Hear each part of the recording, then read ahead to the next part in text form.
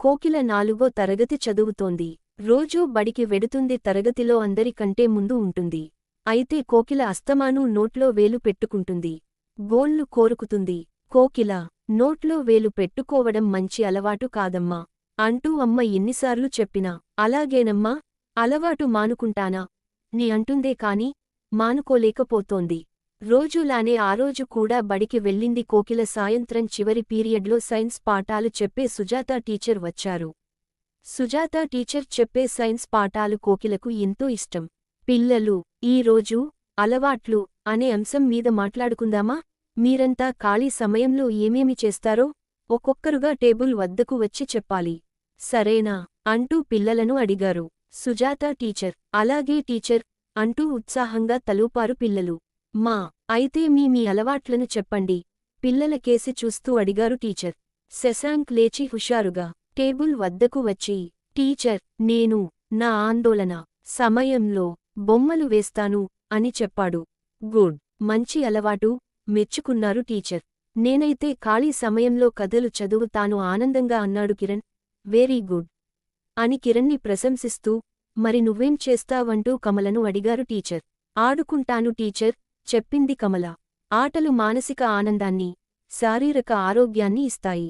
మంచిది అని చెబుతూ, మరి నువ్వేం చేస్తావు కోకిలా అంటూ కోకిలను అడిగారు టీచర్. కోకిల ముందుకు రాలేదు. నేను చెప్పలేను టీచర్, చెప్పను అంటూ విచారంగా జవాబు ఇచ్చింది కోకిల.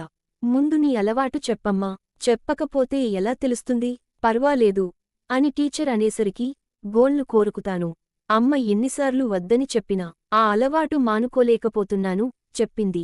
కోకిల విన్న పిల్లలంతా గోళ్లున నవ్వారు. వెంటనే టీచర్, హుష్, పిల్లలు, అలా నవ్వకూడదు. అలవాటు మంచిదైతే మెచ్చుకోవాలి, చెడ్డదైతే వద్దని చెప్పాలి, అంతేగాని వెక్కిరించరాదు అంటూ మందలించారు. దాంతో పిల్లలంతా కోకిలకు సారీ చెప్పారు. కోకిల, అలవాటు చెడ్డదైతే అది మన ఎదుగుదలకు ఆటంకంగా మారుతుంది. మీకు నా చిన్నతనంలో జరిగిన ఓ కథ చెబుతాను అన్నారు టీచర్ పిల్లలందరి వంకా చూస్తూ. కోకిలతో సహా పిల్లలంతా, చెప్పండి టీచర్ అంటూ ఉత్సాహంగా అడిగారు. నా చిన్నప్పుడు నాకు చిట్టి అనే స్నేహితురాలు ఉండేది. తనకు ఖాళీ సమయంలో ముగ్గులు పెట్టడమంటే ఎంతో ఇష్టం. బాగా పెట్టేది. చిట్టి ముగ్గు వేస్తే చాలా బావుంటుంది అని ఇరుగుపొరుగు వాళ్లంతా చిట్టిని మెచ్చుకునేవారు. అయితే చిట్టికి ఒక చెడ్డ అలవాటు ఉంది అంటూ పిల్లలకేసి చూశారు టీచర్. ఏం అలవాటు టీచర్ అంటూ ఆసక్తిగా అడిగింది కోకిల. ఉదయాన్నే నిద్ర లేచేది కాదు. బారెడు పొద్దెక్కే దాకా మొద్దు నిద్రపోయేది. నిద్ర లేచిట్టి అని అమ్మ ఎన్నిసార్లు చెప్పినా వినిపించుకునేది కాదు. ఒకసారి ఊర్లో సంక్రాంతికి ముగ్గుల పోటీలు పెట్టారు. పచ్చని చిలుకలు మామిడి తోరణాలతో స్వాగతం చెబుతున్న ముగ్గును పోటీలో వేయాలనుకుంది చిట్టి. ప్రాక్టీస్ కూడా చేసుకుంది. మరునాడు ముగ్గుల పోటీ అనగా ఆ రాత్రి పడుకోబోతూ, అమ్మా, ఉదయాన్నే నన్ను నిద్రలేపు, పోటీకి వెళ్ళాలి అని చెప్పి పడుకుంది. కాని మరునాడు చిట్టీని అమ్మ ఎన్నిసార్లు నిద్రలేపినా బద్ధకంతో నిద్రలేవలేదు చిట్టి. అయ్యో, అప్పుడేమైంది టీచర్ పిల్లలంతా ఆసక్తిగా అడిగారు. ఏముంది, చిట్టి అక్కడకు వెళ్ళేటప్పటికి పోటీ అయిపోయింది. చిట్టికి ఏడుపొచ్చింది. అమ్మా చెప్పినట్లు బద్ధకమే బద్ధ శత్రువా ని గ్రహించింది. వెట్టే అనుభవం ఒక గుణపాఠం అయింది.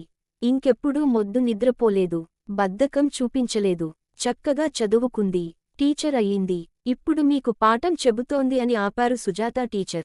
పిల్లంతా ఒక్కసారిగా సైలెంట్ అయిపోయారు. అందరికన్నా ముందుగా తేరుకున్న కోకిల వెంటనే, చిట్టి అంటే మీరేనా టీచర్ అని అడిగింది. అవును కోకిల, చిన్నప్పుడు నన్ను ముద్దుగా చిట్టి అని పిలిచేవారు. అర్థమైంది కదా కోకిల, చెడు అలవాట్ల వల్ల నష్టమేంటో. పట్టుదలతో ప్రయత్నిస్తే చెడు అలవాట్లను మానుకోవడం పెద్ద కష్టమేం కాదని అన్నారు టీచర్. అవును టీచర్, తప్పకుండా ప్రయత్నిస్తాను చెప్పింది కోకిల.